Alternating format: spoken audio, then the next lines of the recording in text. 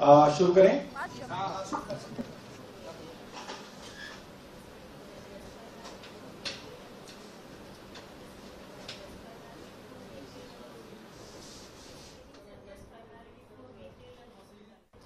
के आरोपों में कोई सच्चाई नहीं है, बीजेपी निराधार आरोप लगा रही है। सौरभ भारद्वाज बोलना शुरू कर चुके हैं, सुनते हैं।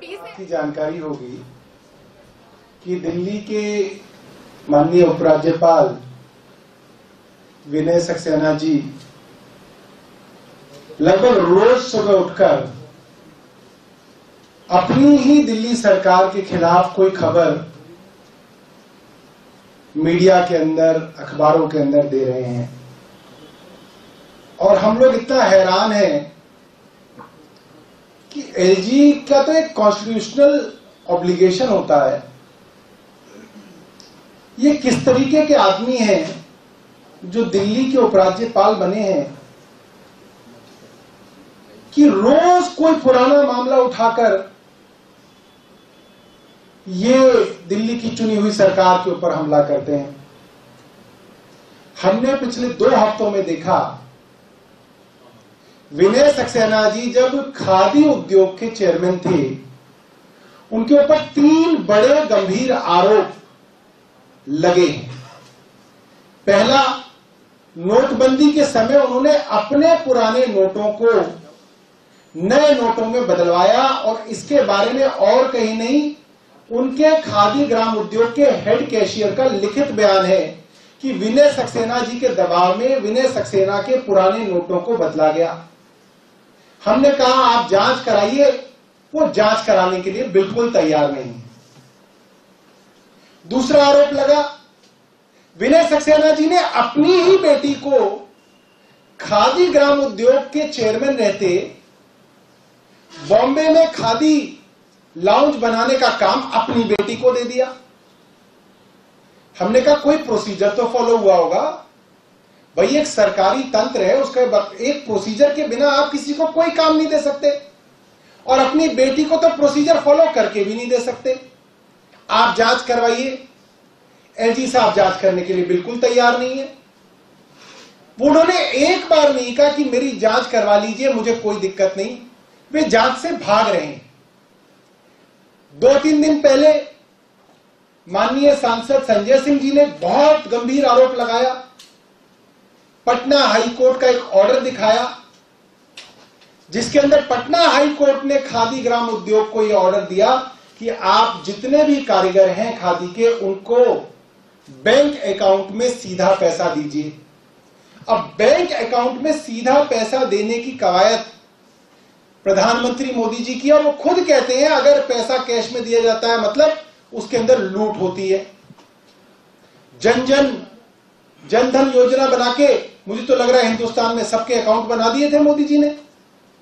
उसके बावजूद 4,55,000 कारीगरों में से मात्र 1,95,000 कारीगरों को ऑर्डर देने के बाद भी आपने अकाउंट से पेमेंट की। बाकी लाखों कारीगरों को आपने कहा कि आपने कैश से पेमेंट की। कैश के पेमेंट के ऊपर तो बहुत सवाल आते हैं, किसी को दिया या नहीं दिया, कोई कारीगर था या नहीं था, इसमें तो करोड़ों की हेराफेरी का आरोप है। एलजी साहब ने इसमें भी नहीं कहा कि मैं जांच के लिए तैयार हूं। हमारा यह मानना है अपने ऊपर गंभीर भ्रष्टाचार के आरोपों से बचने के लिए एलजी साहब रोज नए नाटक कर रहे हैं। अब ये जो मामला इन्होंने बताया, 1.5 साल पहले तो इसके अंदर सीबीआई पीई कर चुकी है। 1.5 साल पहले सीबीआई ने इसके अंदर पीई दर्ज कर रखी है। अभी तक तो सीबीआई को कुछ नहीं मिला। 3 हफ्ते पहले इन्होंने इसको दोबारा उठा के सीबीआई को भेज दिया। कल इन्होंने तिवारा इसको सीबीआई के पास भेज दिया। भैया आपको इसकी समझ है या नहीं है? मैं पत्रकार बंधुओं को बताना चाहता हूं, इस मामले के अंदर एक भी बस नहीं खरीदी गई, एक भी रुपए की पेमेंट नहीं की गई। इसके अंदर टेंडर प्रक्रिया के अंदर कोई इंक्वायरी हुई और सरकार ने कहा जब तक इंक्वायरी होगी टेंडर प्रोसेस को रोक दिया जाएगा, हम एक बस नहीं खरीदेंगे। आप पूरी इंक्वायरी कर लो, मगर करके बता दो कि गड़बड़ी है या नहीं है। अगर गड़बड़ी नहीं है तो फिर बस खरीदनी जरूरी है। भारतीय जनता पार्टी वाले ही रोड शोर मचाते हैं, बस नहीं खरीदी, बस नहीं खरीदी, बस नहीं खरीदी। और जब जब बस के लिए टेंडर किए गए हैं, भारतीय जनता पार्टी ने उसकी शिकायत की है, क्योंकि ये चाहते भी नहीं बस हो। तो भाई एक तरफ तो करो, या तो बता दो भ्रष्टाचार हुआ है ताकि वो प्रोसेस खत्म कर दे, नया प्रोसीजर शुरू कर दे, या बता दो कि उसके अंदर भ्रष्टाचार नहीं हुआ ताकि उस प्रोसेस को आगे करें। हमने तो प्रोसेस तभी से रोका हुआ है, 2 साल से ज्यादा हो गया मुझे लगता है वो प्रोसीजर रुका हुआ है। एक बस नहीं खरीदी गई और एलजी साहब सुबह उठते हैं कहते हैं इसके अंदर भ्रष्टाचार हो गया, इसकी सीबीआई की इंक्वायरी कर दो। ये बहुत मुझे लगता है दुर्भाग्यपूर्ण है। और एलजी अब कोई प्राइवेट आदमी नहीं है, वो एक सरकारी पद पे, पब्लिक ऑफिस पे बैठे हुए आदमी है। एक ईमानदार आदमी कहता है उस पे आरोप लगा, जांच कर लो।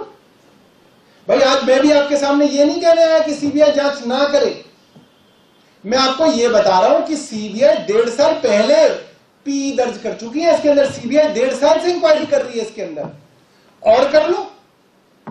कुछ नया निकला है तो और कर लो भाई, हम नहीं भाग रहे इंक्वायरी से।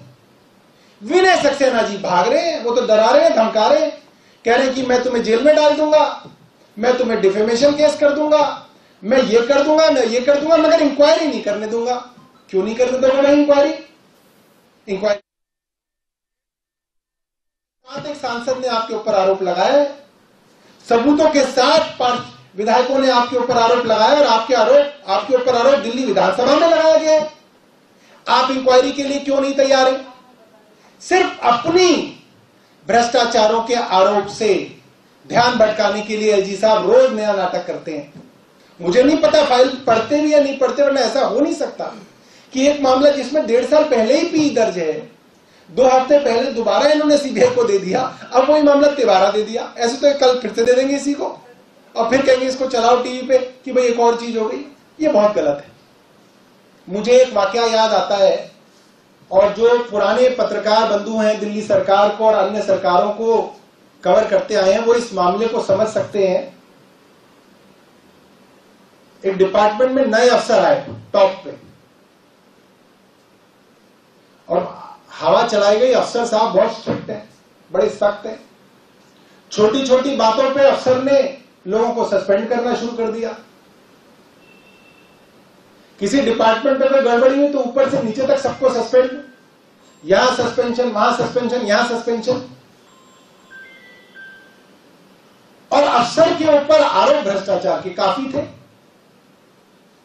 तो नीचे वाले अफसर बड़े परेशान कि भाई बड़े बाबू जो आए हैं वो चाहते क्या है, यहां इसको सस्पेंड, वहां उसको सस्पेंड, हर एक के ऊपर दबाव, हर एक के ऊपर खौफ, और कोई ईमानदार आदमी भी नहीं है, काफी भ्रष्टाचार के आरोप लेके घूम रहे हैं। तो चाहते क्या है?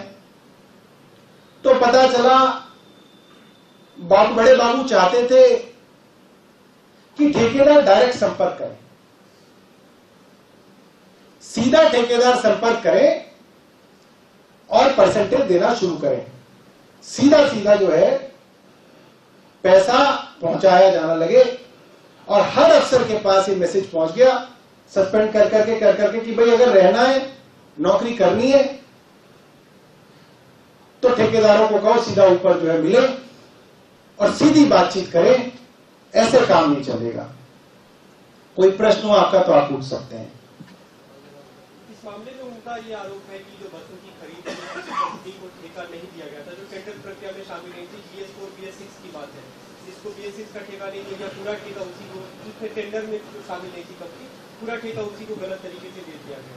इसमें एक बात ये देखिए, मजेदार बात है, ठेका दिया ही नहीं गया, वही तो मैं बता रहा हूं। यहां कोई ठेका दिया ही नहीं गया। यहां 2 कंपनी आई, BS4 और BS6 की। एक ने सिर्फ 600 कंपनी बसों के लिए अप्लाई किया, एक ने 1000 के लिए अप्लाई किया। उसके अंदर कोई प्रक्रिया चल रही थी, इन्होंने जांच चला दी। हमने प्रक्रिया तभी से तभी रोक के रख दी। हमने कहा कि हम नहीं कर रहे टेंडर, हम नहीं खरीद रहे, बस आप बता देना प्रक्रिया ठीक है तो खरीदेंगे, वरना नहीं खरीदेंगे। तो भ्रष्टाचार कहां हुआ? और 1.5 साल से तो सीबीआई कर रही है इंक्वायरी इस चीज की। भ्रष्टाचार के आरोपों को सिरे से नकारा है सौरभ भारद्वाज ने।